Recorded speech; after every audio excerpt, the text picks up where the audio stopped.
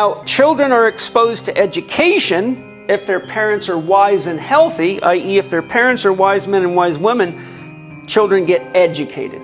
If they're not, they get indoctrinated. There's a big difference.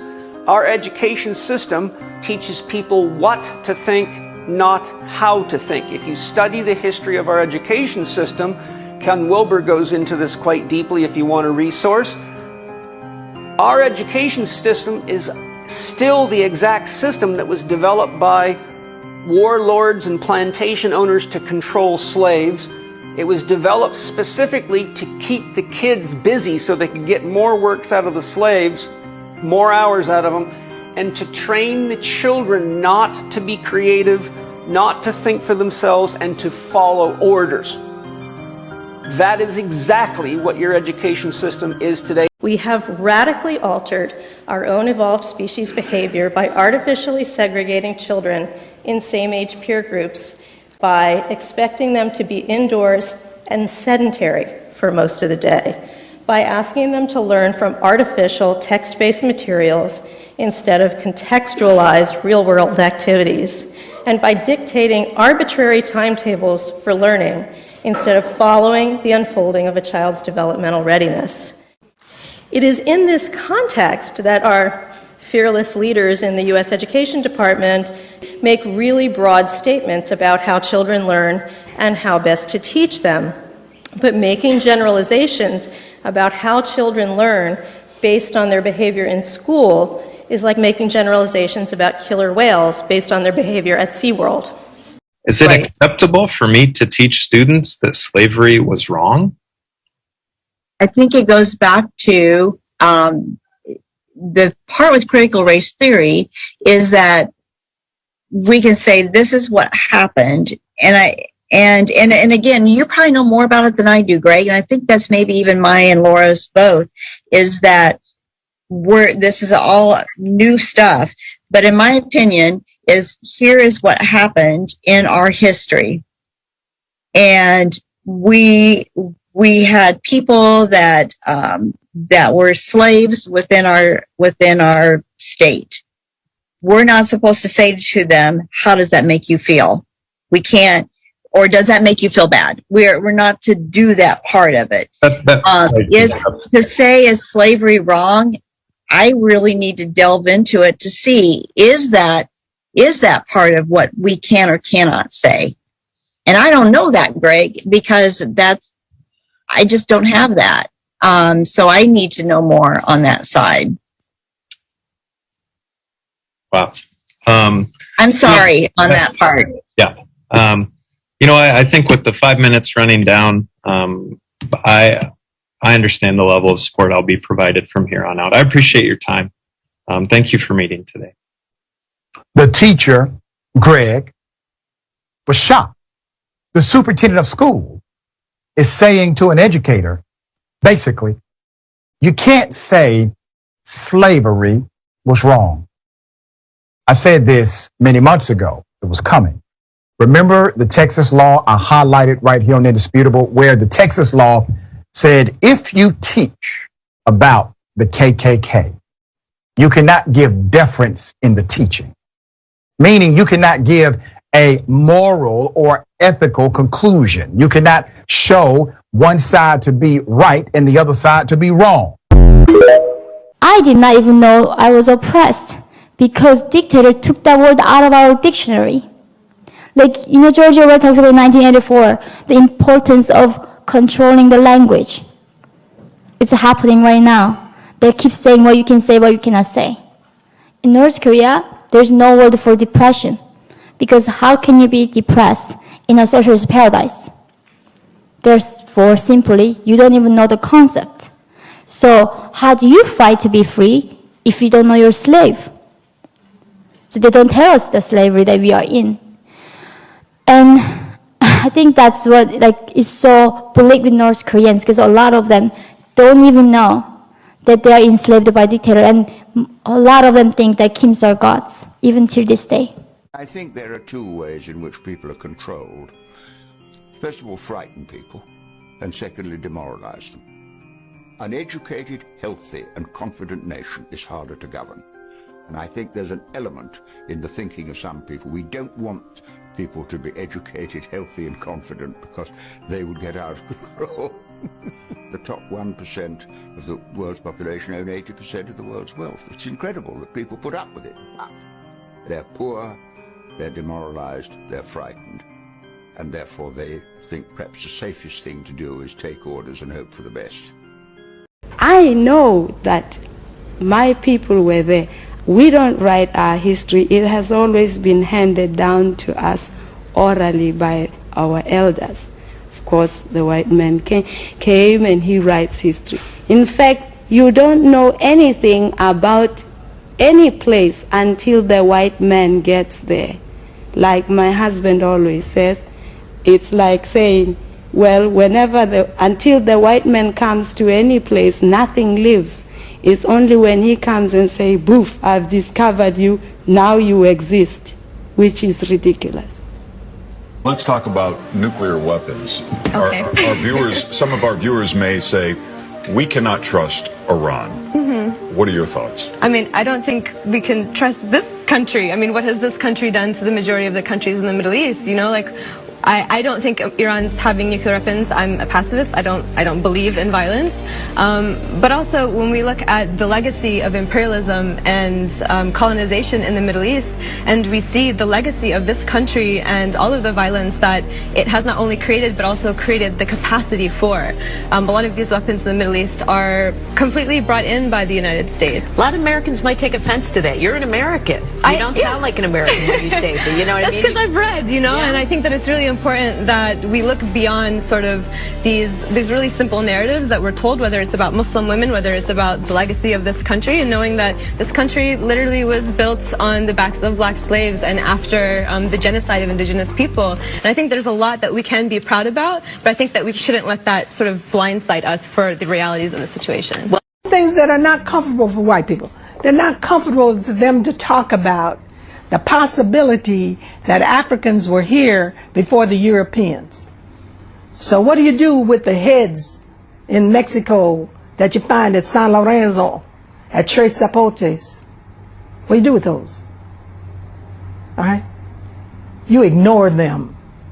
What do you do with Columbus's diary that says the Africans know a way to the west, but it goes around the doldrums, we would never survive? What do you do with that? You ignore it. What do you do with Balboa's diary that says we came upon this African village in the isthmus?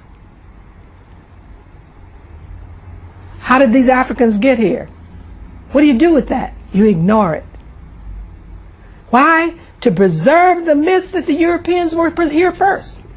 What do you do with all of this written literature and history? Education of the white child naturally has to be conservative because the white child has the responsibility to maintain and conserve this system that he has inherited, this system of theft, plunder, and justice, right? That's his responsibility. So his education, he's educated to learn what he needs to do to maintain it. He said the black child can't have the same education as the white child, because the black child needs to be educated on how to destroy the system that's built on his back, how to destroy the system that enslaved his ancestors. That's the education that the black child has to have, right? But you got these Negroes running around here talking about, oh, I'm conservative. What the fuck are you conserving? What are you conservative of theirs? Like, and then black people like to say, oh, it just means that I support traditional values like marriage and shit. Like, yo, you Negroes are confused because conservatism is a political ideology. But when it's discussed in the mainstream, in order to confuse the public, they talk about it in terms of traditional values. So that means that, even, slow Bob the Builder would be intelligent enough to talk about conservatism through the lens of traditional family values. But it's actually an economic and political system, right? That you're conserving. And that's really what conservative politics are. So as a black person, how are you conserving a system that is built on your dispossession? White people go around, it seems to me, with a very carefully suppressed terror of black people, a tremendous uneasiness. They don't know what the blackface hides. They're sure it's hiding something. What it's hiding is American history. What it's hiding is what white people know. they have done and are doing. It's what white people know very well. One thing, and it's the only thing they have to know. If they know this, everything else I say is a lie. They know they would not like to be black here. They know that. Now they know that, and they're telling me lies. They're telling me and my children nothing but lies. This is an original cigar label, and that cigar label is one that's labeled a little African, a dainty morsel. And again, it shows you the image of a little black baby with the alligator. And in Louisiana and Florida, they would drop black babies in the swamps for alligator bait. So in my journeys, I have found various articles and items with alligators and babies. Now this one is like a letter opener, and the letter opener is an alligator, and the pencil that goes in the alligator's mouth has a black baby's head on it. I also have pictures that were used as advertisements for stores or liquor stores. There were actual postcards that were circulated through the mailing system with alligators and babies. So you'll see ashtrays, you will see different kinds of items with alligators and babies. How many times do we need to go over this? The Irish, Chinese, and Dutch were not slaves. They were indentured servants. They came to this country. They were allowed to do work and sign contracts to earn money, property, and land. And they were allowed to be married. They were allowed to keep their last names. They were allowed to keep their culture. They were allowed to keep their religion. They were allowed to pass said property they earned during indentured servitude on to their family and children. They were in no way the same as chattel slavery, period. They were in no way ever treated as 3/5 of a man. They were never reduced to the color of their skin and treated less than the animals on plantations and land they worked, period. Stop comparing other races' hardships to chattel slavery. It's not the same thing. Chattel slavery raped, murdered black women, children, and black men. They hung black people from trees for the color of their skin because they thought they were less than. They thought they were an abomination. They were left with scars on their backs, ripped open, flesh falling off their backs, blood pouring out because people reduced them to less than a human being. The Irish, Chinese, and Dutch never went through that. Period. Black people were stripped of their culture, their names, their identity. They were stripped of everything that made them what they were before they were captured and brought here as slaves and thrown into a chattel slavery system. I'm tired of white people trying to justify slavery by saying, oh, we went through it too. No, your ancestor didn't. And let's not also forget that most of the Irish who were indentured servants assimilated into the culture and became the overseers that whipped the slaves themselves. In the late 1800s, there was something called the Dawes Rolls, which was basically a census that made records of people's ethnic backgrounds in order to determine which Native American tribes would get certain land allotments and other benefits. After slavery, many black people were associated with some of these tribes by bloodline, through marriage, through adoption, and even servitude. And because they were associated with these tribes, many black people were entitled to some of these benefits. The government did not want blacks to get these benefits, so they created a separate freedmen's list specifically for black people. They also started to list any full-blooded Native American who had African features as black because they didn't want them getting those benefits either. At the same time, they allowed white citizens to come in and pay money under the table to be listed as part Native American. Asian Americans were redlined from opening businesses in white neighborhoods because white people didn't want Asian Americans operating in their neighborhoods and didn't want Asian Americans profiting off of white people. Oh yeah, this is really important. But because the positionality of Asian Americans is weaponized to oppress black people, Asian Americans were being given loans to open businesses in black communities, even though black people were not able to receive loans to open businesses in their own communities. Say what? And as I've said before, as a result of this, black wealth is essentially paid out twice when it goes to Asian American businesses, even though black people were not able to receive loans to open businesses in their own communities. So everybody robbing us. Black wealth is essentially paid out twice when it goes to Asian American businesses, once when the individual pays for the goods or services, and then again when the Asian American business owner removes the profit from. Would you trust these doctors with your life? Trigger warning: violent stupidity and bigotry. Do you trust these doctors with your life, considering their college admission standards are lower? What? And they might even have special classes to pad their grade to make sure they pass, only available to minorities? Now, that's not to say that none of these doctors are qualified. I'm sure some of them are.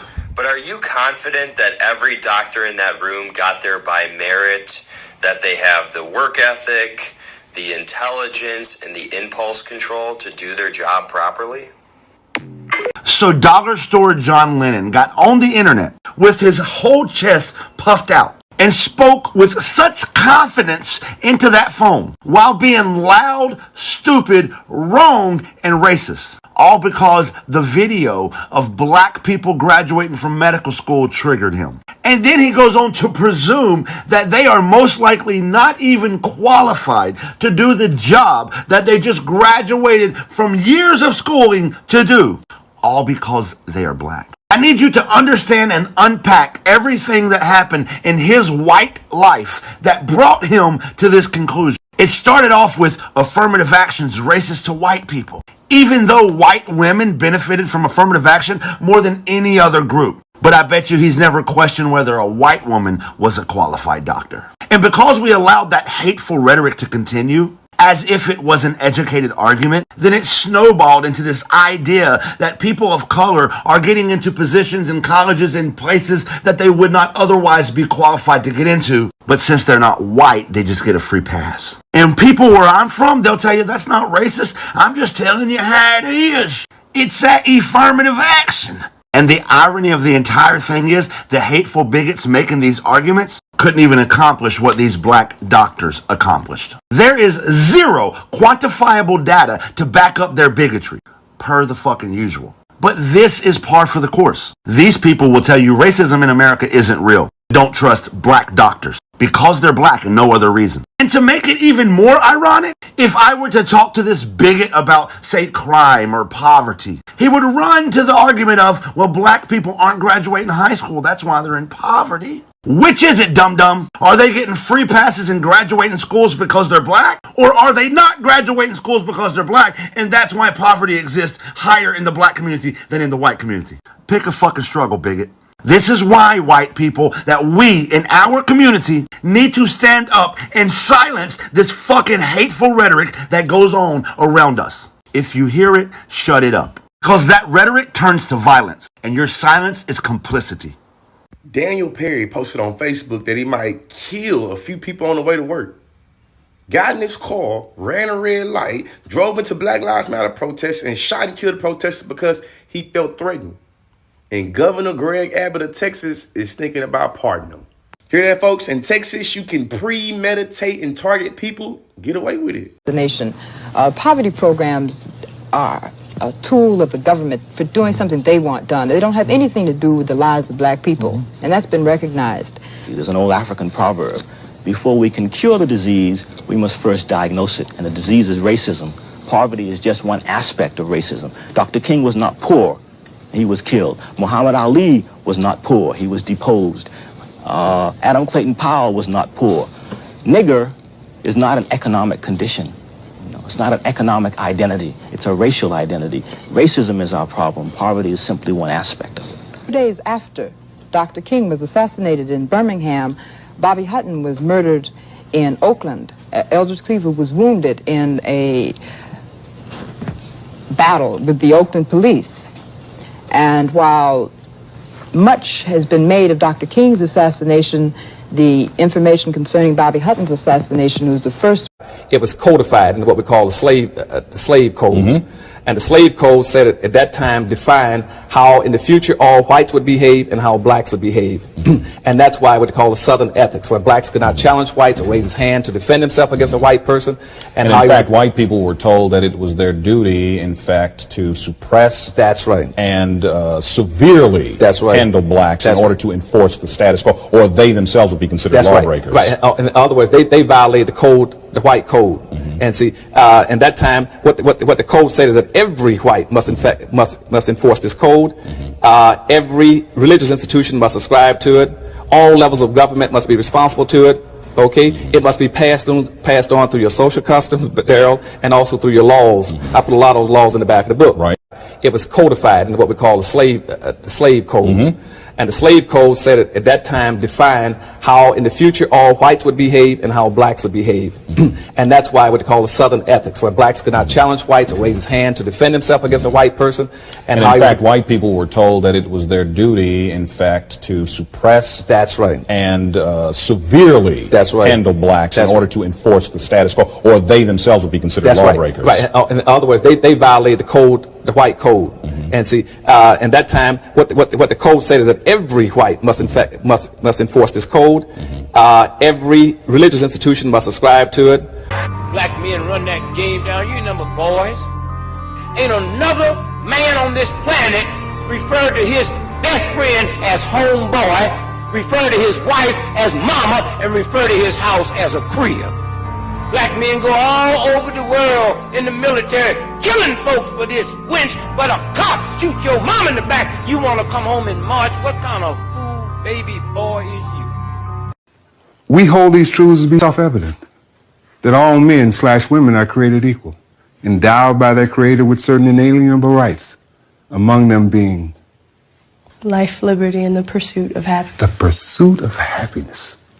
What does racism take from us? The pursuit of happiness.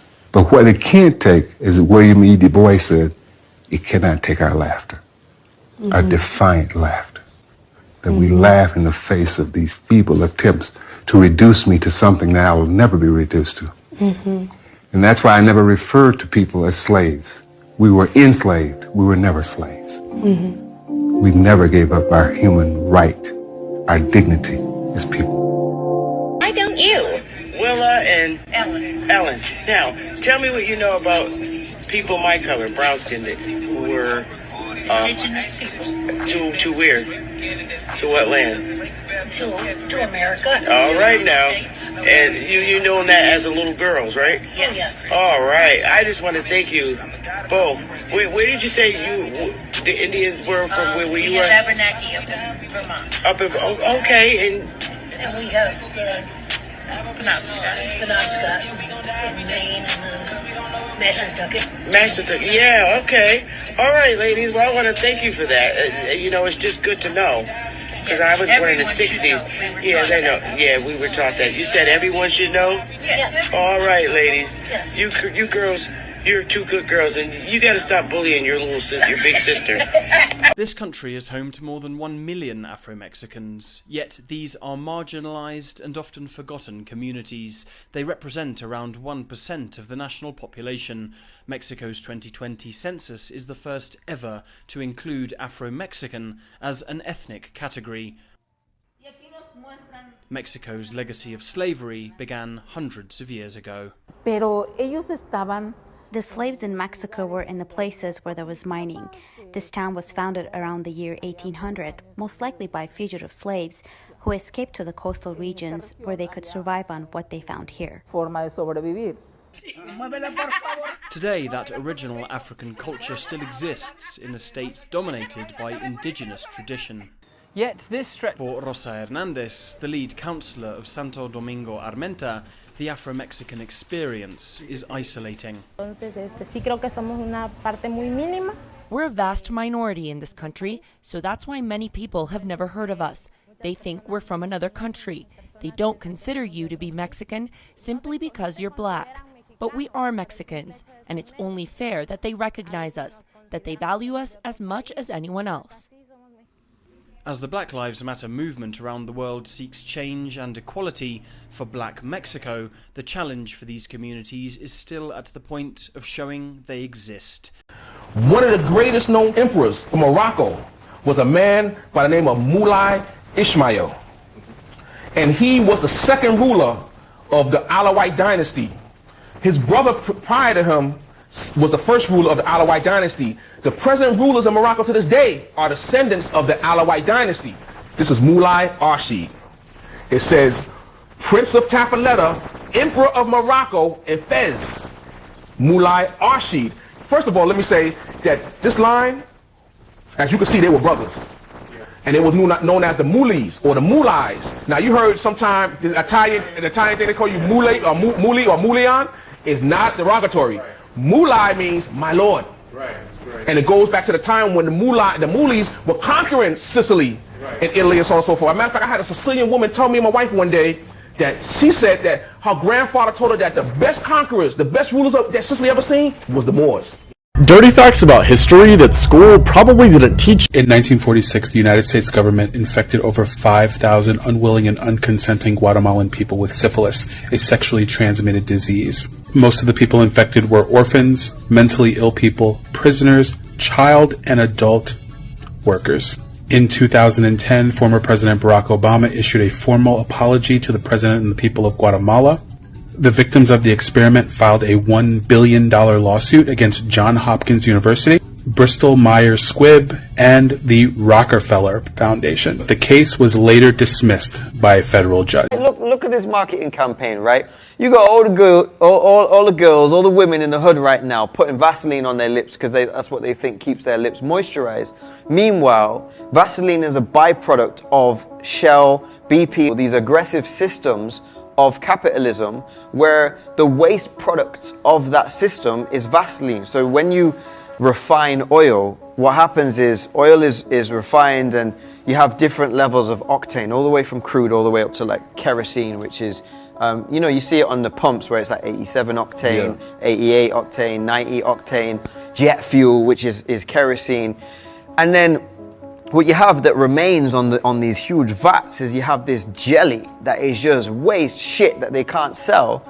Marketing. Here comes the marketing. Here comes the Edward Bernays. We're going to put this in the thing and say that you need it for all of these things to be beautiful. But really what you're doing is you're putting it on yourself. You're drying out your lymphatic system. You're drying out your uterus. You're giving yourself fibroids and they're benefiting from it. So I think that what we need to start to do is look at ways of being able to create value without creating deficits. You can't convince me that the left is not a death cult, because everything that they stand for, both legislatively and ideologically, just relate to the demise of society. Whether it's obesity, whether it's how hard they push for abortion, whether it's allowing all these crimes and murders to happen in the cities, everything that you look at with them leads to depopulation. Even everything with same sex, it's like they don't even want heterosexual couples to be able to have kids. They're wanting to sterilize kids with the trans stuff. Everything that the left does leads to death. Has anybody else noticed that? Yeah. Now, if you're in tune, then you know that the left and the right party are just two different hands of the same body. But what I want y'all to pay attention to is how easy it is to throw your agenda onto somebody when you provide them with a privilege or a right.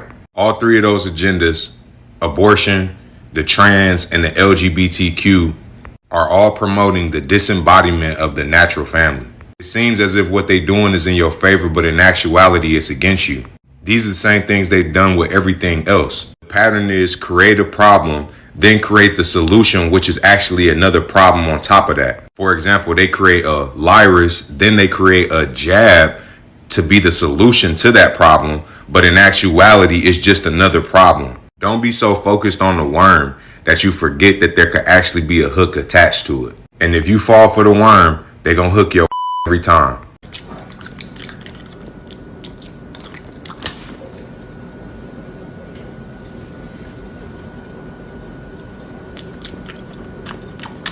This portion of CBS This Morning sponsored by Pfizer. Good Morning America is brought to you by Pfizer. CBS Health Watch sponsored by Pfizer. Anderson Cooper 360.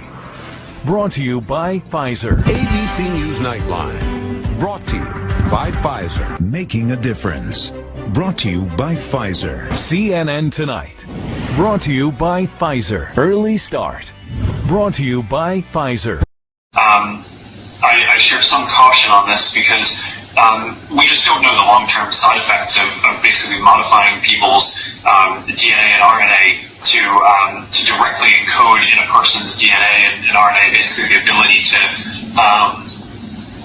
produce those antibodies, and whether that causes other mutations or other risks down.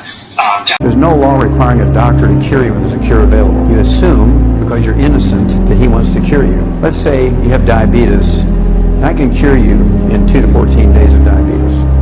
The doctor makes $300 from a office call.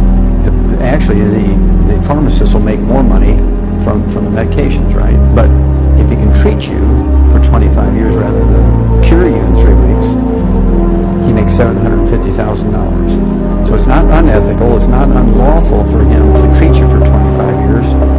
And so which way is he going to go? $750,000 or 300? And that's the problem with human medicine, is insurance is the worst possible thing that can happen to human medicine. Because it made the doctors figure out how to get the insurance. When they treat you, they ameliorate or dampen down symptoms. They do not cure the disease. It hides in plain sight. Epstein was hiding in plain sight. We all knew about him. We all knew what he was doing. But we had no one that was, legal aspect that would go after him. They were afraid of him. For whatever reason, they were afraid of him.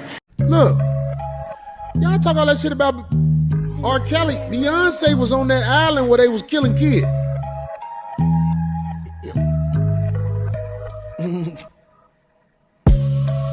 Beyonce was on Pedo Island. Beyonce and the camel. They say she was in there like, uh-oh. Right.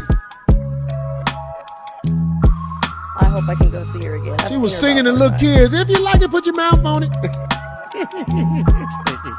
This is what I'm saying. It's like you give her a pass. You give her a pass.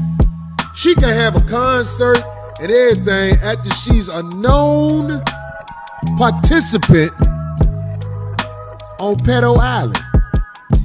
It's like people want to dismiss it.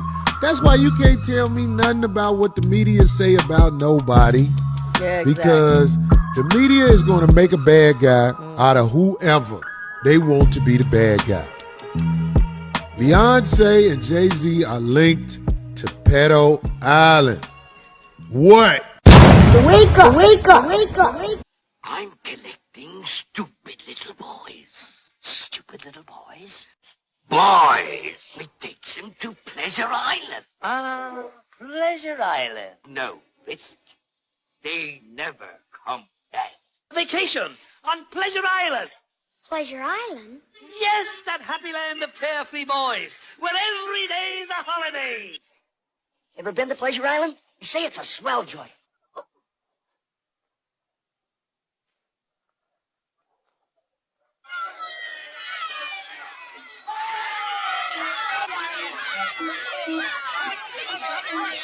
Right here, boys, right here. Come on, shut the doors and lock them tight. Now get below and get them crates ready. Give a bad boy enough rope and he'll soon make a check off himself. How do you explain to people that the government is full of pedophiles and that our water is being poisoned with fluoride and heavy metals? Our food is fake, the weather is being manipulated, clouds are actually created to block the sun, and that chemtrails actually kill people. Our government actually stands for mind control, and that big events are actually staged to keep us distracted from the real truth. Artists and people of power actually practice rituals at these events without the fans actually knowing.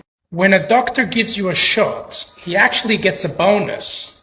Now, they don't do that for chemotherapy, so why do they do that for vaccine shots? And that war and our military is actually used to decrease the population. Yeah. How do you explain that to people? R. Kelly, 11 platinum albums, 40 million albums sold worldwide, 3 Grammy wins. In 2022, he was convicted of 3 counts of producing child pornography and 3 counts of enticing a minor to engage in sexual activity. I am not here in any way to cape for R. Kelly. However, there is a disparity I want to talk about. This is Neil Diamond. He wrote the song Sweet Caroline about 7-year-old Caroline Kennedy.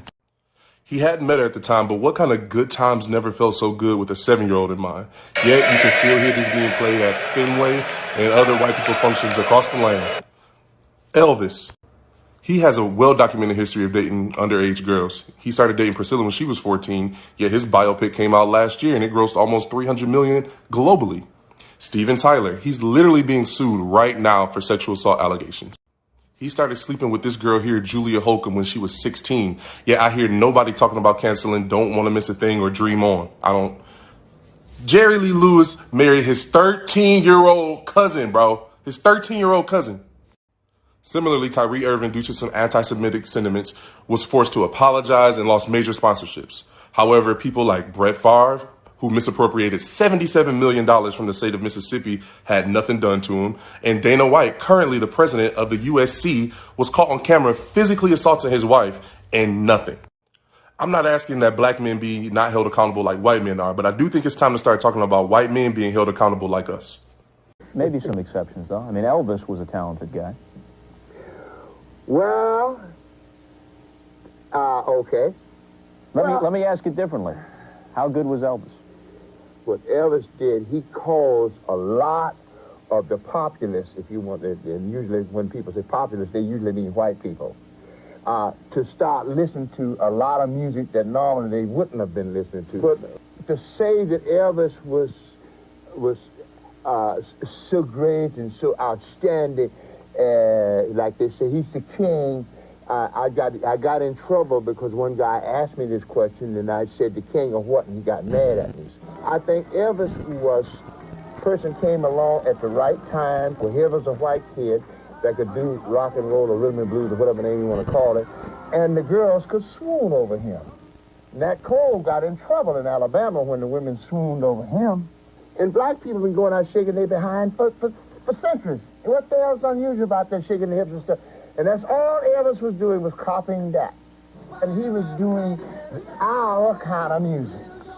He was doing the Willie Mae Thornton, Jailhouse Rock. That's black music.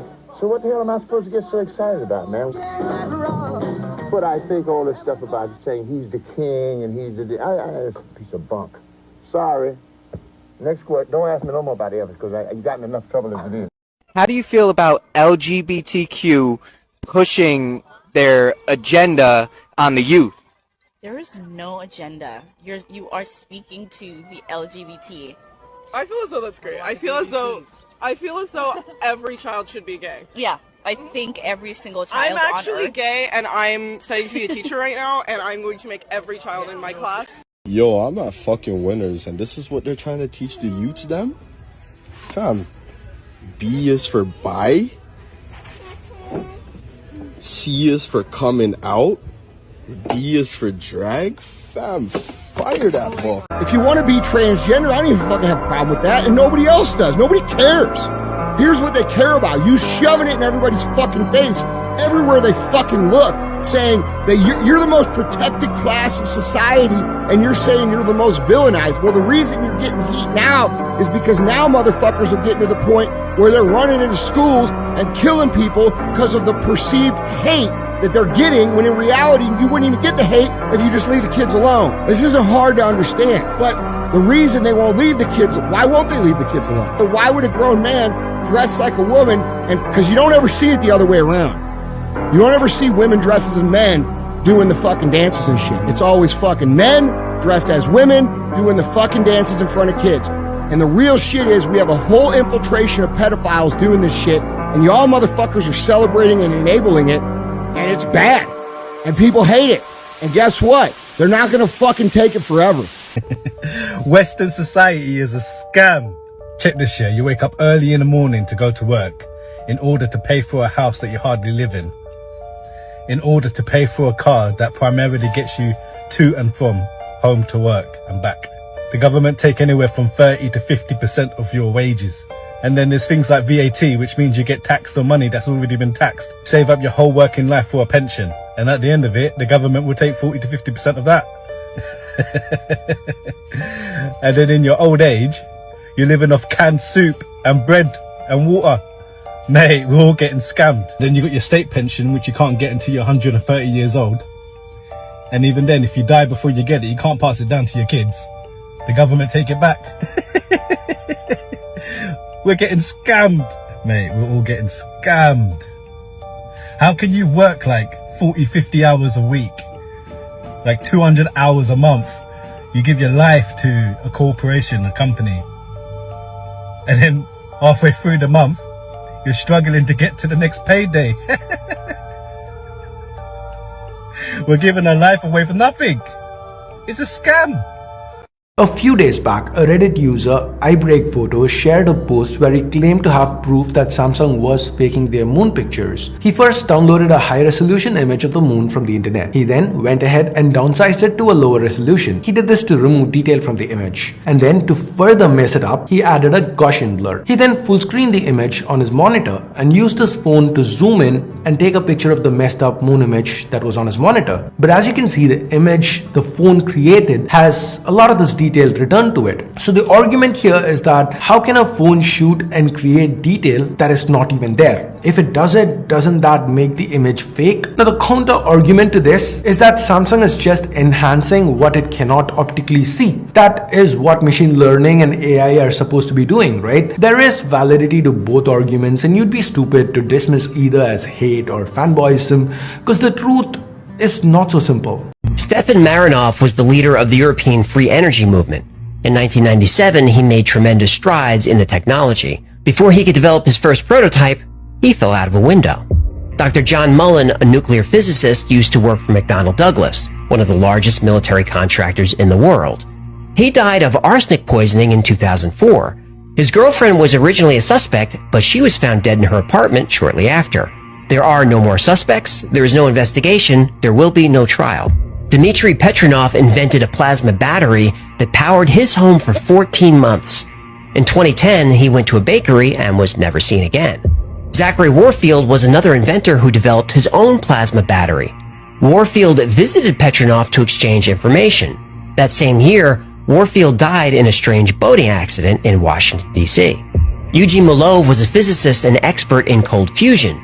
He claimed he had a working prototype of a free energy device. In 2004, the day before he was to make a public announcement about his findings, he was beaten to death. There's no such thing as tough love. There's either tough or there's love, but there's no such thing as tough love. By tough love, they usually mean punishment and rejection, which is unhealthy. That's the first point. Discipline. We want to teach our kids discipline. Yes, we do. We don't want to teach it to them. We want them to develop discipline. But let's look at that word discipline. What's a disciple? Well, who follows you, yeah? Why did Jesus' disciples follow him? Because he loved them and they loved him. Kids, if we love them, they will follow us. They'll be our disciples. We don't have to force them into anything. It's the quality of the relationship and how gentle we are with them. Now, as to coddling kids, let them experience the stresses of life. Believe me, they will. That's how life is. We don't have to add extra stress to their lives by punishing them. They're going to have disappointments. Their friends will not want to play with them one day. Their cat will die. They may break a leg. They will lose a beloved object. Mom or dad may get sick. Their best friend will move away to a different town. These are the inevitable stresses of life. We don't have to impose stresses on kids. What we have to do is to help them cope with the stresses that naturally arise. That's not cuddling. That's just when a kid has grief because their best friend moved away, you hold them and you say, that's really sad. That makes you feel sad, doesn't it? You don't buy them a toy to make them feel better. You let them have their sadness, but you support them in that sadness. Next time you meet somebody who's wise, next time you meet somebody who's just full of all this insight and all this knowledge and all this revelation and all this clarity, ask them what they've been through. Because let me tell you something, it takes suffering to get wisdom. Wisdom is costly. Wisdom comes from pain. Wisdom comes from lessons in life. Wisdom comes from mistakes. Wisdom comes from all types and all forms of suffering. Wisdom don't come cheap.